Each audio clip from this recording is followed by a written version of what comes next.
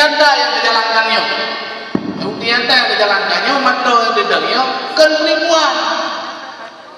Kan penipuan. Ya, maka alhamdulillah dengan izin Allah nyata dan bukti. So yang tapakan saudara kita yang bergabung dalam PTBS-nya mengajak untuk sukses. Kan penipuan. Kemudian ini produk pun yang lebih lecak beliau. Lecak produk ini. Skincare pertanyaan atau ini ada cadangan luar biasa.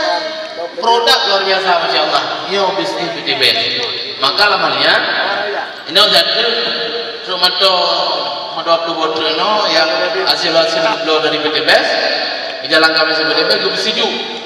Wadah gue bersetuju, orang-orang juga mandung video masing-masing. Kemudian juga video pribadi itu masing-masing yang bergerak. Kepu tujuan baik itu kan penipuan. Dan bukan adanya baik itu kan penipuan.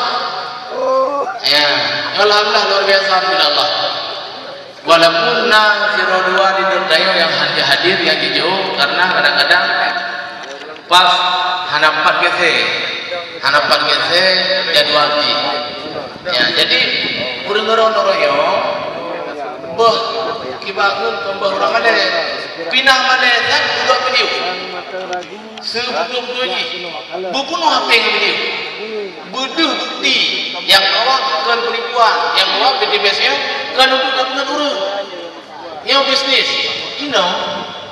itu lepaskan perai belah sedia payung sebelum krisis 2024 yang warga 20 luar biasa kan krisis warga pun hilang orang bukan tapi itu maka jalankan sistem bisnis jaringan network marketing insyaallah betul-betul jalan bukan negara mudah PTBS-nya saban lagi ada pelapa tri kita pelapa ke dan pelapa sawe lu tak pula kalinya tak apa tak boleh sehingga hasil ke depan tinggal buku mendang sport di mendang jaringan ke jalan ya alhamdulillah ada sponsor cik Sona ya alhamdulillah luar biasa maka kan pura-pura ya jadi lamanya insyaallah